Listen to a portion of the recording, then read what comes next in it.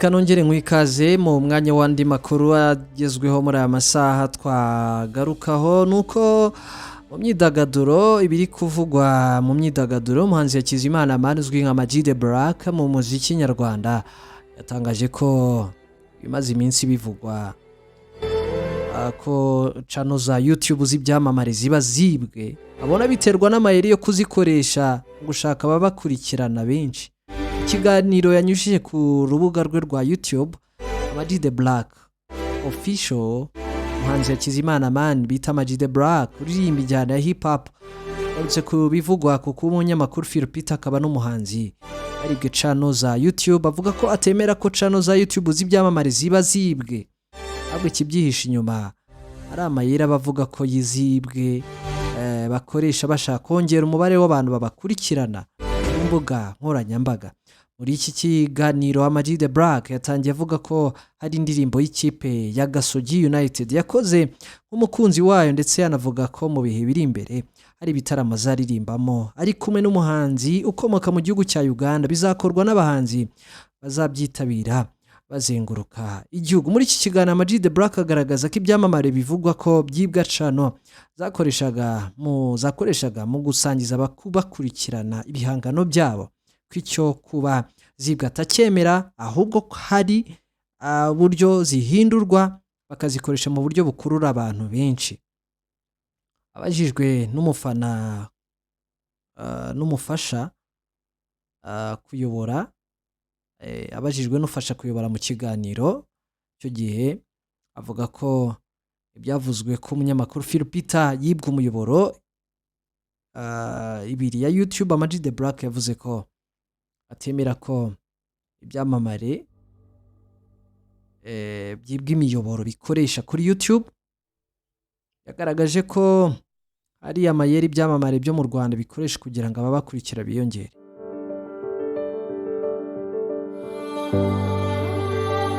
Majide Black yakomeje avuga ko ntabwo umuntu ashobora kuba yagura channel nyumvisha ko umuntu yabuze channel zikanabura ari uko yasohoye indirimbo. Shadibu yigeze kubura Instagram ayigarura yabaye miliyoni. Melody yavuze ko channel yabuze ahubwo ninjye kigoryo utazi kuburisha channel ngo mbashe gutwika yitwa Majide Black. Majide Black yunzemo ko afite indirimbo igarura channel. Niba Philipita yarabuze channel ebyiri ziriya channel nizaramuka zigarutse uzangarukeho nanjye nzigarukeho. Muri iki kiganiro Majide Black udakunze kuri fana n'ubundi yagaragaje ko channel z'ibyamamare zivugwa kwibwa abona bivugwa atari ukuri ahubwo ba nyir'ubwite bazikoresha mu buryo bukorora abantu bagamije kongera umubare w'abantu babakurikirana imbuga nkoranyambaga zabo bakongera bakazisubiza ko zari zimeze neza. Bajya kongera aba followers. Majide Black ntago ajya ripfana. Hanyuma rero mu yandi makuru twakomozaho garutswe cyane mu masaha ashize ndetse ragizweho muri aya masaha. Buriya ntago mwari muzi yuko buriya hari bamwe mu ba producers bagira gutya bagaca amafaranga menshi. Ntago mwari mubizi ko buriya ari bamwe mu ba producers bo mu Rwanda baca amafaranga menshi cyane bakosha. Yes, hari bamwe mu ba producers bahenze muri iki gihugu cyacu. Buriya ni kenshi wumva abahanzi batandukanye b'abanyarwanda ariko si kenshi umuntu wakoze iyo ndirimbo ushobora kumwumva ariko baba bakoze akazi gakomeye cyane. Ikinyamakuru Nyarwanda nicyo cyakusanyije abahanga mu gutunganya imiziki bahenze kurusha abandi mu Rwanda. Kuri uru rutonde twihuse cyane producer Made Beats Mucyo David wamamaye nka Made Beats n'umwe mu bahanga mu gutunganya amajwi y'indirimbo ubikoze igihe kirekire. Uyu musore w'umunyarwanda ariko tuyi Manchester mu Bwongereza yamamaye cyane kuva mwaka wa 2017 ubwo yabarizwaga mu nzu yakoreraga abahanzi indirimbo ya Monster Record yari yazizwe Al Pacino. Studio yagihera kugeza uyu munsi rero nubwo atakiri mu matwi y'abanyarwanda cyane ko atakibarizwa mu Rwanda. Niwe producer uhenze gukora indirimbo muhanzi kuko igihe agukora indirimbo kayitwara yose nta migabane afiteho ishyurwa agera kuri miliyoni n'ibihumbi 500, miliyoni imwe n'igice ku ndirimbo imwe. Ibi bimugira rero umunyarwanda wa mbere uhenze kugira ngo bakore indirimbo irangire be yajya hanze. Indirimbo y'ibihenze. Producer Made Beat niwe mu producer uhenze bakora umuziki nyarwanda. Umwanya wa kabiri producer Element yitwa Mugisha Robinson Fred. Yabamaye nka Element, iri ni izina rizwi cyane mu matwi y'abanyarwanda. Ndetse uyu mu producer yakoze indirimbo ye ya mbere mu mwaka wa 2020. Yakoraga indirimbo Hands Up y'umuhanzi Bruce Melody uri mu bihe bye byiza muri iyo myaka. Element kandi yakoze indirimbo z'abahanzi nka Medi, yakoreye Carolina The Band, yakoreye Kora, Juno Kiiz yakoreye Solid, Formula, Urankunda, Ihoho, Igitangaza n'izindi za Juno Kiiz. Element kandi yakoze indirimbo ya Hustle, Jory, One More Time, za Kenny Soul n'izindi. Bavuga indirimbo zakozwe n'uyu producer ngo usiga indirimbo Ina na Faster, Mashoe Den, Basi Sorry, Bana za kiiz n'izindi zakunzwe cyane kugeza kuzo yaririmbye ubwe nka Kashe na Fudetwa nazo zakunzwe cyane. Ugiye kubara indirimbo zakozwe na Element kandi zakunzwe cyane ntiwazivamo. Ibi rero bimugira umuntu wa kabiri ukorera amafaranga menshi mu banyarwanda batunganya amajwi y'indirimbo zose, ko hagaze miliyoni y'amafaranga y'u Rwanda mu gaciro k'indirimbo ze. Bamita Element ku mwanya wa kabiri. Ku mwanya wa gatatu harimo Clement Ishimwe.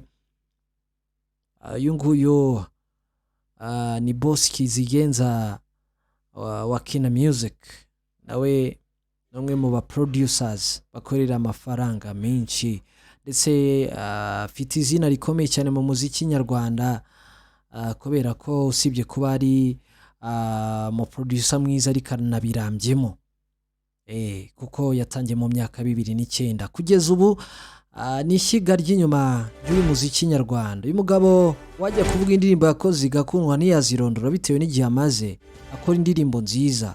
Cyakora yakoreye abahanzi bakomeye nka Tom Close, King James, Christopher, itsinda rya Dream Boys, Butera Knowless, Igor Mabano, kugeza kuri Neringabo uri kwibere muri iki gihe.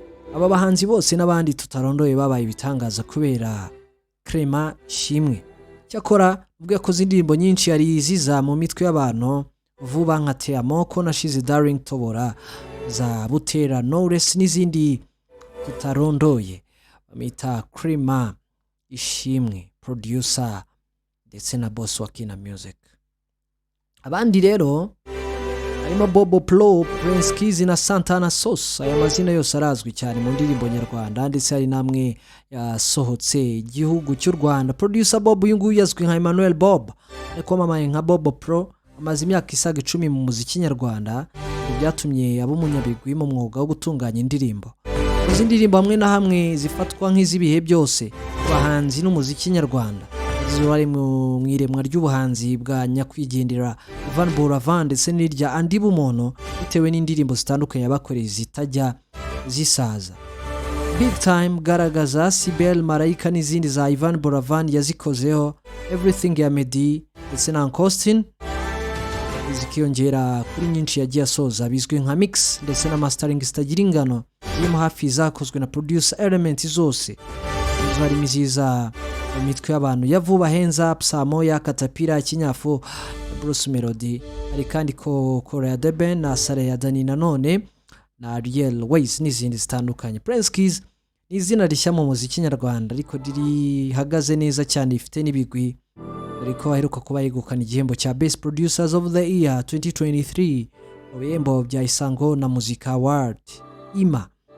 Uyu muhanzi, uyu mu producer ubarizwa muri studio ya Country Record, yumvikanye bwa mbere mu mitwe y'abanyarwanda mu mwaka 2022 mu ndirimbo ya Fake G ya Rine Sano, aza gusamirwa hejuru na Bruce Melody yahise akorera indirimbo Funga Match biciye ikagera no kuri Shaggy wayikunze akifuza ko isubirwamo, ese bikaba bagakora When She's Around komeje kubisereri mu bantu. Kugeza ubu numwe mu bafatwa nk'abayoboye abandi muri iki gihe, kubera yuko yanahawe n'igihembo birumvikana cy'umuhanzi w'umwaka gitangwa na Isango na Music Awards. Kugeza ubu kandi abandi ba producers bahagaze neza harimo witwa Santana Sauce, cyangwa se Joachim Kayiranga mu mazina yiswe n'ababyeyi. Numwe mu producers bahagaze neza mu Rwanda kuva mu myaka ishize. Yakoze indirimbo yakoze amateka zikanahindura ubuzima bw'abanyirazo. Uyu nguyu bamwita Santana Sauce, yakorewe witwa New Bosco, Dorcas na Vestine. Yarabakoreye, yakoze indirimbo zakunzwe cyane za bahanzi bombi.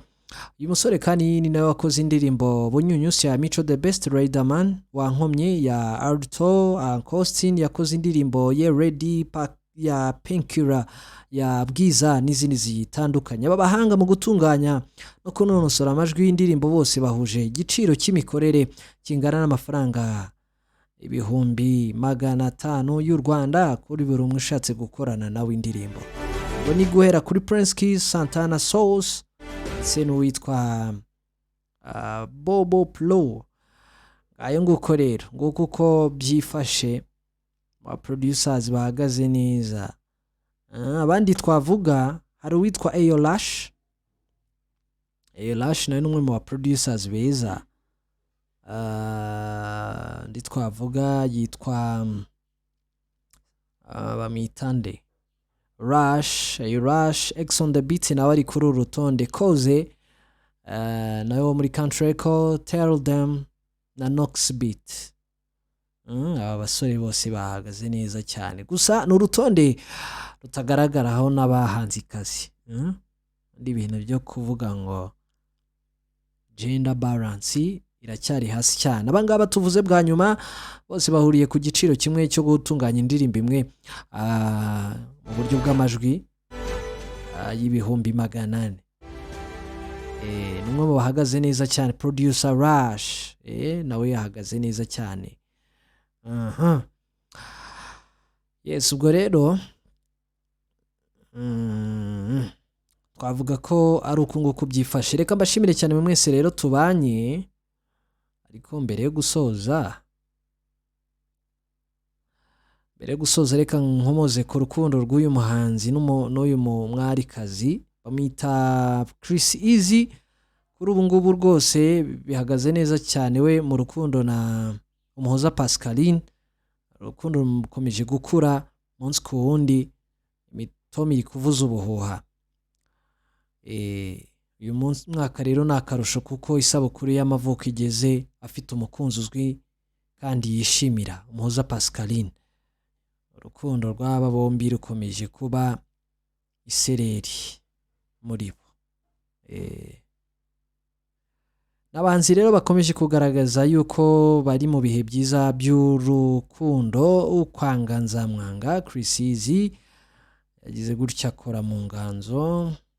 Urabona ko na kuri Instagram ya Pascaline nawe bihagaze neza cyane. Reka mbashimire mu minsi tubanye muri uyu mwanya.